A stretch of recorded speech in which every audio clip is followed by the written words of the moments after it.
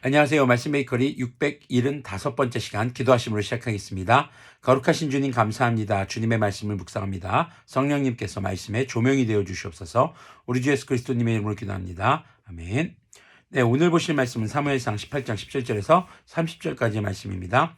사울은 자기의 손으로 다윗을 직접 죽이지 않고 블레셋 사람의 손에 죽게 하려고 마음 먹고 다윗에게 말하였다.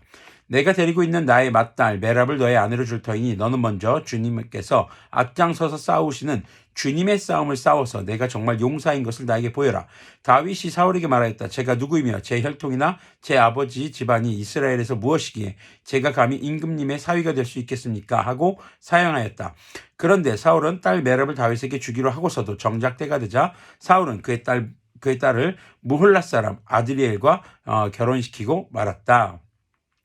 자, 사울은 지금 다윗을 죽이려고 합니다. 자, 다윗을 죽이려는 계획으로 블레셋 사람과의 전쟁, 바로 블레셋 사람의 손에 다윗을 죽게 하려는 그런 의도를 가지고 있는 것이죠. 그러면서 자신의 딸을 주겠다라고 하면서 앞장서서 주님의 싸움을 싸워서라고 얘기합니다. 굉장히 좋은 말처럼 들릴지 모르지만 하나님까지도 주님의 전쟁, 주님의 싸움이라는 말로 이용해서 다윗을 제거하고자 하는 지금 아주 간사한 계략이 드러나고 있는 것이죠. 자, 20절 계속 보니까요. 사울의 딸 미갈이 다윗을 사랑하였다.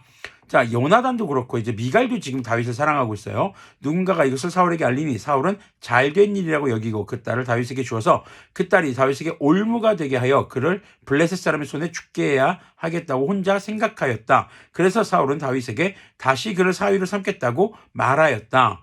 지금 사울은요, 자신의 딸마저도 이용해서 다윗을 죽이려고 하는 아주 지금 악한 생각을 지금 하고 있는 거예요. 자, 그러면서 이제 미갈을 이용해서 이제 다윗을 또 죽여야겠다라고 생각하면서 다시 사위로 삼겠다라고 이제 다윗을 유혹합니다. 사울이 신하들에게 지시하였다. 당신들은 다윗에게 내가 다윗을 좋아한다고 말하시오. 좋아하는 거 아니죠. 네, 그리고 당신들도 모두 다윗을 좋아한다고 말하시오. 이처럼 우리 모두가 다윗을 좋아하니 임금의 사위가 되라고 슬쩍 말하시오. 사울의 신하들이 부탁받은 대로 그런 말을 다윗의 귀에 들어가게 하니 다윗은 나는 가난하고 천한 사람인데 어떻게 내가 임금님의 사위가 될 수 있겠습니까? 그것이 그렇게 쉬운 일로 보입니까? 하고 말하였다. 자, 여기서 가난하고 천한 사람이라는 말이 등장을 합니다. 당시 고대 이스라엘 중근동 지역에서의 결혼은 신부를 데려가기 위해서 지참금이 필요했습니다. 그러니까 집안끼리의 결혼에서 좀 대등한 관계에 결혼을 하게 됐던 것이죠. 그러니까 왕의 집안이니까 지참금이 굉장히 많았던 것으로 우리가 예측할 수 있는 부분인데 다윗의 집안은 그것을 감당할 만한 상황이 아니라는 것을 또 생각해 볼 수 있게 됩니다. 24절 보니까요. 사울의 신하들은 다윗이 한 말을 사울에게 전하였다. 이 말을 들은 사울은 당신들은 다윗에게 내가 결혼 선물로 아무것도 바라지 않으며 다만 나의 원수 블레셋 남자의 포피 100개를 가져가서 나의 원수를 갚아주는 것만을 바라더라고 하시오 하고 시켰다. 여기서 지금 보면은 사울이 블레셋 사람들에 대해서 굉장히 좀 안 좋은 감정이 여전히 남아있는 것을 사실 볼 수가 있겠죠. 골리앗과의 싸움. 하나님의 전쟁이었습니다. 물론.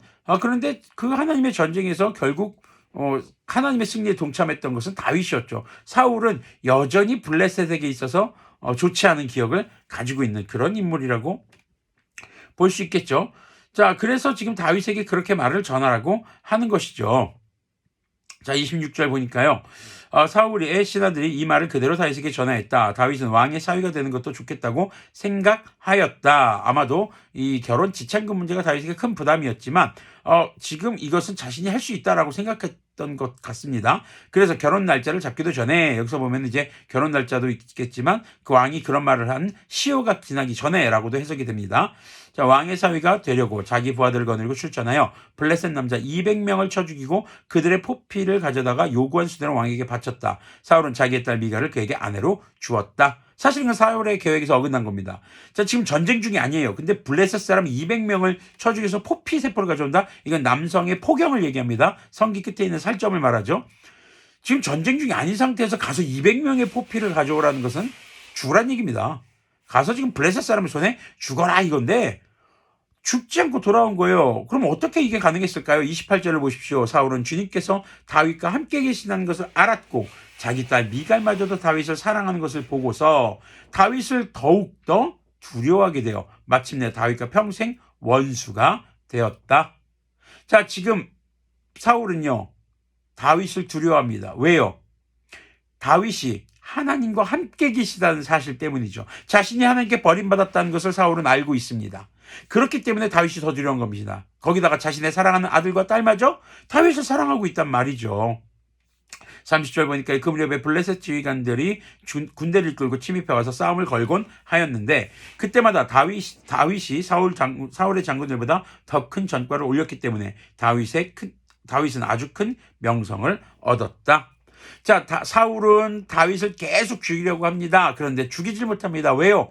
하나님께서 다윗을 보호하십니다. 바로 다윗이 하나님의 사람이었기 때문이죠. 이스라엘은 이렇게 사울은 지는 별로, 그리고 다윗은 떠오르는 별로 부각되기 시작합니다. 다윗은 어떤 것을 탐내거나 욕심을 내지 않았던 인물로 보여집니다. 자기 분수에 맞게 사는 삶을 택했던 것 같습니다. 그리고 하나님께서 함께 하셨다는 것을 통해서 다윗은 골리앗과의 싸움에서의 마찬가지로 늘 모든 전쟁이 있어서 하나님의 승리에 동참하고 또 하나님의 이름을 위해 살아갔고 싸웠던 것을 또 생각해 볼 수 있는 것이고요. 또 그의 삶의 행실이 나쁘지 않았어요. 굉장히 인격적으로 좋았던 것 같습니다. 그래서 사울의 딸 미갈도 사랑했고 그리고 요나단도 그를 사랑했던 것으로 우리가 생각해 볼 수 있겠습니다. 자, 주님과 함께하는 다윗. 그 다윗이 이제 이스라엘의 새롭게 떠오르는 별, 바로 하나님의 왕으로 이제 자리매김을 하기 시작하는, 그렇게 기초 작업이 되는 일이 이루어지게 됩니다.